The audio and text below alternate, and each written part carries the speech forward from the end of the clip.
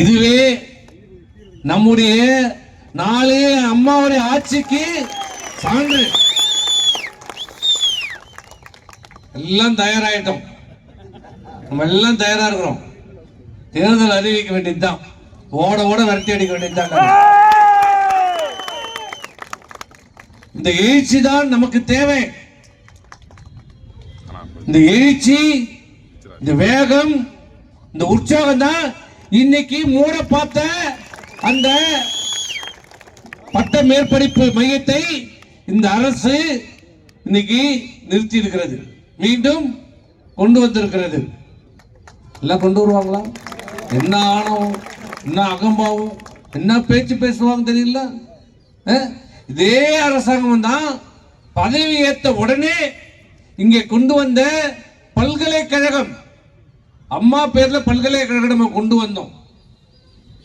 திருவள்ளுவர் பல்கலைக்கழகத்திலிருந்து பிரிச்சு இங்கே விழுப்புரம், கள்ளக்குறிச்சி மாவட்டம், கடலூர் மாவட்டத்துக்கெல்லாம் சேர்த்து ஒரு பல்கலைக்கழகத்தை நம்ம கொண்டு வந்திருந்தோம். அது வந்திருந்தா இன்னைக்கு இந்த நிலைமை கிடையாது.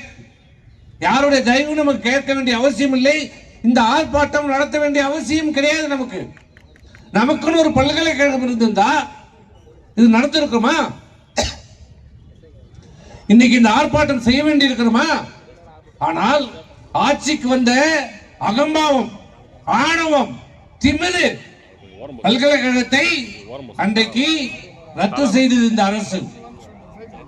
சொன்னோம், அம்மா பெயர் வைக்கிறதா உங்களுக்கு பிரச்சனை என்றால் பேரை மாத்திக்கங்க, யார் பேர் வேணாலும் வைங்க.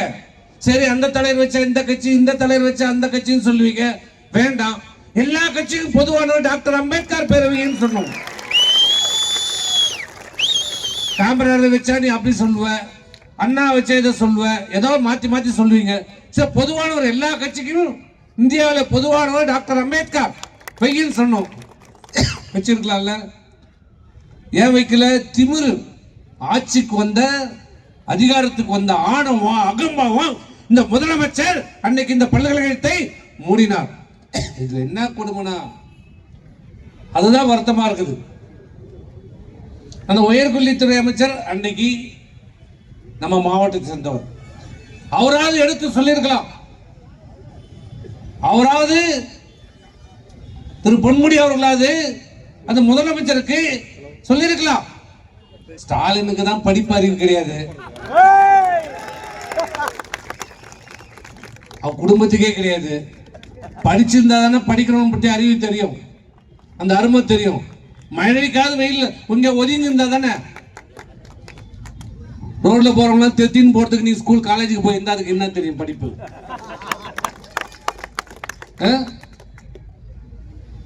அவருக்கு தான் படிப்பறிவு தெரியாது. நீங்க ஒரு பேராசிரியர், கல்லூரியில் பணியாற்றியவர்கள், கல்வியுடைய அருமை உங்களுக்கு நல்லா தெரிஞ்சிருக்கும்.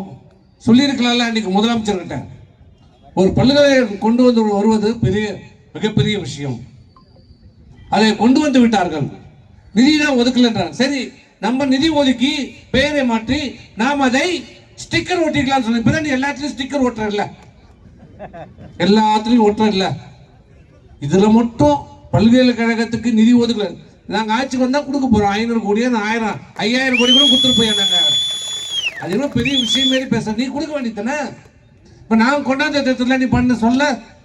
இப்ப ஜல்ஜீவன் திட்டம் எங்க அம்மாவுடைய ஆட்சியில கிட்டத்தட்ட 95% நாங்க முடிச்சோம். ஜல்ஜீவன் அனைத்து ஊராட்சிகளுக்கும், விழுப்புரம் மாவட்டத்தில் இருக்கிற 590 ஊராட்சிகளுக்கும் ஜல்ஜீவன் திட்டத்தை கொண்டு வந்தது அம்மா ஆட்சி. இப்ப இவன சொல்ற நாங்க கொண்டு வந்தோம், நாங்க கொண்டு வந்தோம். சரி சொல்லிக்கோ.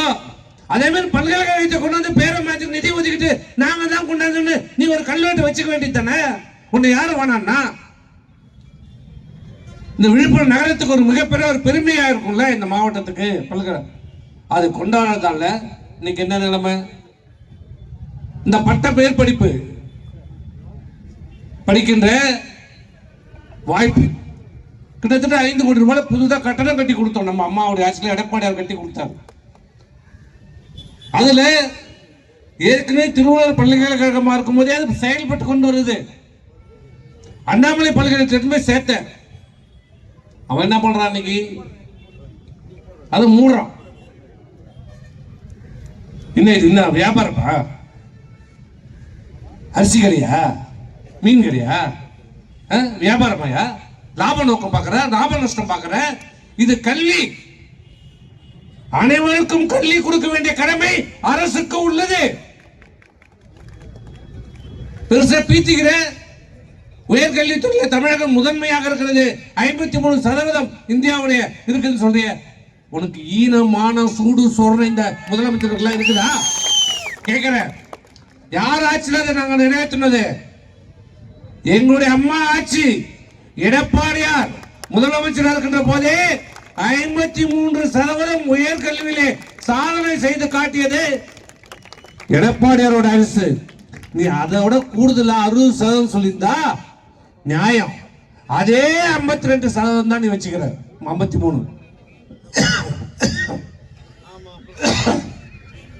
அந்த சாதனையை செய்து காட்டியது எடப்பாடியார். ஆனா நீ பெருமை பீத்திக்கிற. உன் ஆட்சியில் என்ன பண்ண? 4 வருஷத்துக்கு முடிய போகுது. ஒரு பல்கலைக்கழகம் கொண்டு வந்திருக்கிறியா? ஒரு மருத்துவக் கல்லூரி கொண்டு வந்திருக்கிறியா? ஒரு சட்டக் கல்லூரி கொண்டு வந்திருக்கிறியா? ஒரு பொறியியல் கல்லூரி கொண்டு வந்திருக்கிறியா? கலைக்கல்லூரி என்ன பண்ற? அரசாங்கத்துல இருந்து நிதியை கொடுறானா? கோயில்ல நம்ம போடுறோம் பாரு, 5 ரூபாய், 1 ரூபாய், 2 ரூபாய், அதெல்லாம் அந்த பொறிக்கு காலேஜ் நடத்துறான். பொறுக்கிற புத்தி உங்களுக்கு போல. கோயில்ல போடுற, உண்டியல்ல போடுற காசு எதுக்கு போடுறோம்? எதுக்கு போடுறோம்? 5 ரூபாய், 10 ரூபாய் எதுக்கு போடுறோம்? அந்த கோயிலுடைய வளர்ச்சிக்கு. கோயிலை மேம்படுத்தணும், கோயிலை சுத்தமா வச்சிருக்கணும், கோயில்ல வரவங்களுக்கு உணவு கொடுக்கணும், கோயிலை நல்லா அழகா வச்சிருக்கணும், பராமரிக்கணும், மேம்படுத்தணும் என்றதுக்காக கோயிலுக்கு நிதி தரோம். இவன் என்ன பண்றான்? நாங்க சாமியெல்லாம் கும்பிட மாட்டோம், விபூதி வைக்க மாட்டோம், குங்குமம் வைக்க மாட்டோம், சந்தனம் வைக்க மாட்டோம். அப்புறம் அதுல கையில காசை மட்டும் வைப்பியா? கையை அந்த கோயில் காசை மட்டும் எடுப்பானா? கோயில் காசு எடுப்பானா, ஆனா விபூதி வைக்க மாட்டானா? கோயில் பணத்தை கொள்ளையடிப்பானா, ஆனா குங்குமம் வைக்க மாட்டானா? இப்படிப்பட்ட அரசு. இதுல என்ன மானக்கேடுனா, வெக்கக்கேடுனா, சரி அங்கதான் எங்கேயோ திறந்த 4-5 கலை திறந்துட்ட கோயில் நிதியிலிருந்து. ஒரு தமிழ்நாட்டினுடைய முதலமைச்சர், எல்லா துறைக்கும் அவர் தான் தலைவர். கல்வித்துறை, உயர்கல்வி, பள்ளி கல்வி, வருவாய்த்துறையா இருந்தாலும் சரி, பொதுப்பணித்துறையா இருந்தாலும் சரி, எல்லாத்துக்கும் அவர் தான் தலைவர், முதலமைச்சர். அவர் தான் ஒரு துறைக்கு ஒரு துறைக்கும் பார்த்து இந்த துறைக்கு 5000 கொடு, இந்த துறைக்கு 2000 கொடு, இதுக்கு இந்த திட்டத்துக்கு பணம் கொடு, இந்த திட்டத்துக்கு நிதி ஒதுக்குறது யாருன்னா முதலமைச்சர். உயர்கல்வித்துறைன்னு ஒண்ணு இருக்குது. உயர்கல்வித்துறை மூலமா தான் நிதி ஒதுக்கப்பட்டு கல்லூரிகள் திறக்கப்பட வேண்டும். முதலமைச்சரான உடனே, தமிழ்நாட்டினுடைய முதலமைச்சரான உடனே இந்திய முதலமைச்சர் இன்னைக்கு நாளைக்கு என்னன்னு நம்மளுக்கு தான் தெரியுமே. இப்ப இருக்கிற முதலமைச்சர் பதவி ஏற்ற உடனே முதல் சட்டமன்றத்திலே அவர் தொகுதிக்கு, அவர் நின்று வெற்றி பெற்ற குளத்தூர் தொகுதிக்கு ஒரு கலைக்கல்லூரி அறிவிக்கிறார். சரி, முதலமைச்சர் உயர்கல்வித்துறை பணத்துல இருந்து தான் அவர் கல்லூரி ஆரம்பிச்சிருப்பார் நம்ம எதிர்பார்த்தோம். ஆனா என்ன பண்ணாரு? ஒரு முதலமைச்சரே தான் தொகுதிக்கு நிதி ஒதுக்குவதற்கு வக்கில்லை, துப்பில்லை, திறனில்லை. கோயில் காசுல இருந்து கல்லூரி தந்துக்கிறாங்க. குளத்தூர்ல கபாலீஸ்வரர் கோயில் இருக்குல்ல சென்னையில, அந்த கபாலீஸ்வரர் கோயில் நிதியிலிருந்து தான் குளத்தூர் தொகுதி இன்றைய முதலமைச்சர் ஸ்டாலின் தொகுதிக்கு கல்லூரி திறக்கப்பட்டது. அந்த அளவிற்கு இந்த ஆட்சியினுடைய நிர்வாகம் சீர்கெட்டு போயிருக்கிறது. ஆட்சிக்கு வந்த உடனே கோயில் காசுல கையை வச்சுட்டாங்க. கோயில் நகையெல்லாம் உருக்கிட்டாங்க. எல்லா நகையும் உருக்கியாச்சு. அது 20 கேரட், 22, 3 கேரட், 24 எதுவும் தெரியாது, உருக்கிட்டாங்க. எல்லா கோயில் நகையும் உருக்கியாச்சு. இப்ப கோயில்ல நம்முடைய ஆட்சியில கிட்டத்தட்ட 400 கோடி ரூபாய் வச்சிருந்தோம். மொத்தமா 4 ரூபாய் கூட இல்ல, காலி பண்ணிட்டான், முடிஞ்சிருச்சு. அதுதான் எங்களுடைய பொதுச் செயலாளர் கேட்டாரு, அரசுக்கு உயர்கல்வின்னு ஒண்ணு இருக்குது, அரசாங்கம் ஒன்று இருக்கிறது. அரசாங்க நிதியில ஏன் நீ திறக்கல? நாங்க 69 கலைக்கல்லூரிகளை திறந்த அரசு அம்மாவுடைய அரசு, எடப்பாடியார் அரசு. 11 மருத்துவக் கல்லூரிகளை அரசாங்கத்து மூலம் திறந்த அரசு அம்மாவுடைய அரசு, எடப்பாடியார் அரசு. சட்டக்கல்லூரி இங்க 120 கோடி ரூபாய் அரசாங்க நிதியிலிருந்து திறக்கப்பட்டது. ஒன்னா மாறி கோயில் காசுல கையை வச்சு திறக்கல. ஆளுமை மிக்க தலைவர் எங்கள் தலைவர் எடப்பாடியார். நிர்வாகம் என்றால் என்ன என்று தெரிந்தவர் எங்களுடைய தலைவர். நிதி மேலாண்மையை சிறப்பாக கையாண்ட தலைவர் எங்களுடைய தலைவர் எடப்பாடியார். உனக்கு ஆளுமைனா என்னன்னு தெரியல, நிதினா என்னன்னு தெரியல.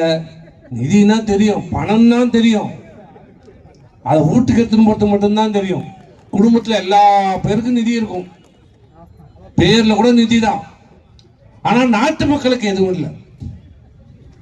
இன்னைக்கு பெருமையா சொல்றார், முன்னாள் அமைச்சர் சொல்லியிருக்கிறார், நாங்கள் 50 கல்லூரி தந்தோம். தயவு செய்து இந்த பொய் பித்தலாட்டம் தயவு செய்து சொல்லாதீங்க. 50 கல்லூரி எந்தெந்த ஊர்ல சொல்லுங்க பார்ப்போம். நான் இந்த மேடையில இருந்து நீ கேட்கிறேன், நீங்க 50 கலைக்கல்லூரி திறந்ததா சொல்றீங்களே, இன்னைக்கு சாயந்தரம் நீங்க பட்டியல் போட்டு பத்திரிகையில் கொடுங்க. நாங்கள் 50 கல்லூரி திறந்திருக்கிறோம் சொல்லுங்க. எந்தெந்த ஊர்ல எங்கெங்க அரசு நிதியில் திறந்தீங்களா, அறநிலையத்தில் அறநிலைய திறந்ததா கூட இருக்கட்டும், 50 கல்லூரி பேரை சொல்லு பார்ப்போம். எங்க திறந்த நீ, எங்க திறந்திருக்கிற சொல்லுங்க. அப்படிப்பட்ட இன்றைக்கு இந்த அரசு விழுப்புரம் மாவட்டத்தில் இருக்கிற ஏழை எளிய மாணவர்கள், தாழ்த்தப்பட்ட பிற்படுத்தப்பட்ட மிகவும் பிற்படுத்தப்பட்ட அதிகமாக வசிக்கின்ற இந்த விழுப்புரம் மாவட்டத்தினுடைய விவசாயிகள் இருந்த மாவட்டத்தினுடைய ஏழைகளுடைய மாணவர் கல்விக்காக கொண்டு வரப்பட்ட, பல்கலைக்கழகத்தையும் மூடிட்ட, பட்ட மேற்படிப்புக்காக கொண்டு வரப்பட்ட அந்த மையத்தையும் இந்த அரசு மூட பார்த்தது. இன்றைக்கு எங்களுடைய கட்சியினுடைய பொதுச் செயலாளர் முன்னாள் முதலமைச்சர் எடப்பாடியார் அவர்கள் எச்சரித்த காரணம்தான் விழுப்புரத்தில் நடந்த கூட்டத்திலே திங்கட்கிழமைக்குள்ள 14ஆம் தேதிக்குள்ள இந்த மையத்தை மீண்டும் திறக்கவில்லை என்றால் அனைத்து இந்திய அண்ணா திராவிட முன்னேற்ற கழகத்தின் சார்பாக மிகப்பெரிய ஆர்ப்பாட்டம் நடைபெறும் சொன்னார். அறிவிச்சோம். நீ திங்கட்கிழமை அறிவிச்சிருந்தா நாங்க ஏன் ஆர்ப்பாட்டம் பண்றோம்? ஆர்ப்பாட்டம் அறிவிச்சு நான் பத்திரிகையில விளம்பரம் கொடுத்ததுக்கு அப்புறம் தான் எனக்கு வேற தண்ட விளம்பரத்துக்கு ஒரு 1 லட்சம் ரூபாய் நாங்க பாருங்க. அண்ணா திமுக அதுக்காக கவலைப்படல. சொல்ற அறிவு திறந்துட்டதா சொல்ற. யார் சொன்னது? அரசாங்கம் சொல்லிச்சா? ஸ்டாலின் அரசு சொல்லிச்சா? இல்ல உயர்கல்வித்துறை அமைச்சர் சொன்னாரா? இல்ல அந்த அமைச்சர்ல இருந்து அரசா ஏதாவது அறிவிப்பு வெளியிட்டாங்களா? இல்ல அண்ணாமலை பிள்ளைகள் அறிவிப்பு தானே நாங்க நிறுத்துவதற்கு? யார் சொன்னார்? திருக்கோயிலுடைய சட்டமன்ற உறுப்பினர் முன்னாள் அமைச்சர் திரு பொன்முடி சொன்னார், பேட்டி கொடுத்தார். இது மாரி நாங்க பேசணும், முதலமைச்சர்கிட்ட பேசிருக்கிறோம். முதலமைச்சர்கிட்ட பேசுற அளவுக்கு நீங்க அந்த அளவுக்கு முதலமைச்சர்கிட்ட பேசி அனுமதி வாங்கி மீண்டும் திறப்பதுன்னா அப்ப அந்த முதலமைச்சர் உயர்கல்வி அமைச்சர் தான், திருக்கோயிலுடைய சட்டமன்ற உறுப்பினர். ஆனா ஒண்ணு, திருக்கோயிலூர் சட்டமன்ற உறுப்பினராக இருந்தாலும் அவர் முயற்சி எடுத்திருக்கிறார். நான் பல்கலைக்கழகத்தில் பேசியிருக்கிறேன், உயர்கல்வி அமைச்சர் பேசினேன், முதலமைச்சர் பேசணும் அவரா சொல்றார். ஆனா அந்த விழுப்புரத்துக்குன்னு ஒரு எம்எல்ஏ தேர்ந்தெடுத்தீங்க, இந்த விழுப்புரத்துக்குன்னு ஒரு எம்எல்ஏ தேர்ந்தெடுத்தீங்களே, அவர் இருக்கிறாரா? இந்த ஊர்ல இருக்கிறாரா?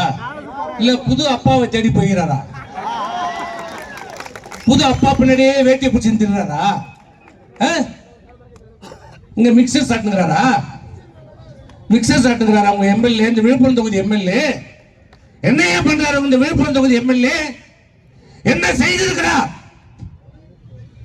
என்ன செய்திருக்கிறார் சொன்னா அதெல்லாம் பெரிய விஷயமா? அவன் தான் பணம் தரான், நீ குடிப்பியா?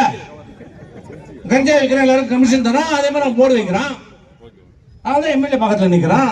அவனை போய் போலீஸ் பிடிக்க முடியுமா? அந்த கஞ்சா வியாபாரி போலீஸ் பிடிக்க சொல்ல போறாங்க. அவன் தான் எம்எல்ஏக்கு மிக்சர் வாங்கி கொடுக்குறான். அப்புறம் மிக்சர் யாரு வாங்கி கொடுக்குறது சாப்பிடுறதுக்கு?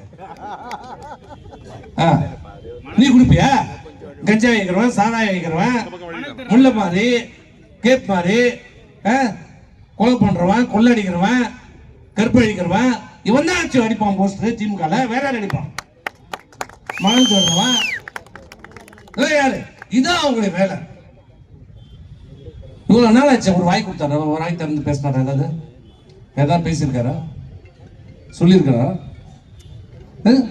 திருக்கோயிலூர் சட்டமன்ற உறுப்பினர் எடுத்த நடவடிக்கை கூட இந்த விழுப்புரம் தொகுதியில் இருக்கிற சட்டமன்றத்துக்கு அக்கறை இல்லை, எண்ணம் இல்லை. பார்த்துக்கு இதுதான் திமுக. அவரை எப்படி கவுக்கலாம், எப்படி பண்ணலாம்? இங்க செய்த வேலை தான் அங்க செய்யலாம்.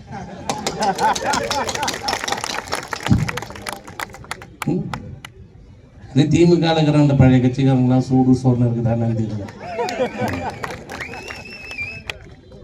ஆக இன்றைக்கு திமுக எப்போ ஆட்சிக்கு வந்தாலும் சரி, இதே விழுப்புரத்தில் இருக்கிற நகரத்தில் இருக்கிற மருத்துவமனையை இதே 2006 2011 ஆட்சியில் அந்த மருத்துவமனையை மூடினாங்க. அன்றைக்கு மிகப்பெரிய கண்டனம், உண்ணாவிரதம் இருந்த போராட்டம் நின்னோம். அம்மா சொன்னாங்க. அதே போல நகராட்சி சார்பாக இருந்த மருத்துவமனையை மூடுவதற்கு நடவடிக்கை எடுத்தது திமுக ஆட்சி. மிகப்பெரிய ஆர்ப்பாட்டம் நடத்திய பிறகு அது தடுத்து நிறுத்தப்பட்டது. இந்த அரசு வந்தாலே இங்க இருக்கிறதெல்லாம் மூடத்துக்கு தான் பார்க்கணும். எல்லாருக்கும் தனியார் போகணும். அதுதான் இந்த அரசுடைய நோக்கம். இன்னைக்கு இந்த மையத்தை மூடியதை இன்றைக்கு எடப்பாடியாருடைய எச்சரிக்கையை தொடர்ந்து இந்த பட்ட மேற்படிப்பு மையத்தை இன்றைக்கு இந்த அரசு தொடர்ந்து இருக்கிறது. மக்களுடைய எதிர்ப்புக்கு பணிந்து இருக்கிறது. விரைவில் 2026 சட்டமன்றத்தில் முழுக்க முழுக்க இந்த ஸ்டாலின் சரணடைவார். அதுக்கு எடுத்துக்காட்டுதான் இது. அன்னைக்கு பல்கலைக்கழகத்தை மூடம் இருந்த திமிரு ஆணவம் அகமவும் இப்பெல்லாம் அடங்கி ஒடுங்கி போச்சு. நாளை எண்ணின்னு இருக்கிறார். அன்னைக்கு ஆணவமா திமுறா பல்கலைக்கழகம் வராது. இன்னைக்கு ஒரு மையத்துக்கே இன்னைக்கு நடுங்குகிறது திமுக. ஸ்டாலின் நடுங்குகிறார். ஸ்டாலின் கிட்ட அனுமதி வாங்கி இன்னைக்கு திறந்திருக்கிறது என்றால் ஸ்டாலினுடைய அச்சம் பயம் மேலதான் குரல் மட்டும்தான். கீழே ஒண்ணு இல்ல. கீழே காட்ட மாட்டான் டிவி. கீழே காட்ட கீழே பார்த்தா தெரிஞ்சிடலாம். நீங்க கீழே பேஸ் பண்ணா இன்னும் கொஞ்ச நாள்ல மேலையும் வீக் ஆயிடும். இதுதான் திமுக அரசு. எப்படி அம்மா ஆட்சிக்கு வந்த பிறகு உடனடியாக இந்த மருத்துவமனையை கொண்டாந்தார்களோ, இப்படிப்பட்ட நிலைமைகளா எதிர்காலத்தில் வராமல் இருப்பதற்கு, மாணவருடைய எதிர்காலத்திற்கு சிறப்பான ஒரு வழிகாட்டப்பட வேண்டும் என்றால், மேற்படிப்பிற்கு வழிகாட்டப்பட வேண்டும் என்றால் 2026 மாண்புமிகு அம்மாவுடைய ஆட்சி, எடப்பாடியார் தமிழகத்தினுடைய முதலமைச்சரான பிறகு இதே விழுப்புரம் மாவட்டத்திலே அம்மா பெயரிலே பல்கலைக்கழகம் ஆரம்பிக்கப்படுவது உறுதி உறுதி உறுதி. அது எந்த கும்பனாலையும் தடுக்க முடியாது, தடுக்க முடியாது. நான் கேட்கிறேன், அம்மா பேர்ல பல்கலைக்கழகம் ஆரம்பிக்கிறதுக்கு உனக்கு நோவுது, இப்போ உங்க அப்பா கருணாநிதி பேர்ல ஆரம்பிக்கிறதுக்கு மட்டும் இனிக்குதா? இதுக்கு எங்கிருந்துடா பணம் வருது? உங்க அப்பா எழுதி வச்சுட்டு போனாரா உயிரில? அதுல கொடுக்குறியா? யார் விட்ட பணம்? எங்க வீட்டு பணம்டா. நான் கேஸ் போடுவேன். நான் கருணாநிதி பேர்ல பட்டம் வாங்க மாட்டேன். அவன் 8வது கூட படிக்கல, நான் வாங்க மாட்டேன். சொன்ன ஒத்துப்பியா? உனக்கு ஒரு சட்டம், எங்களுக்கு ஒரு சட்டமா? ஆகவே வருகை தந்திருக்கின்ற கழக நிர்வாகிகளே, இன்றைக்கு நம்முடைய கழகத்துடைய பொதுச் செயலாளர் எடப்பாடியார் அவருடைய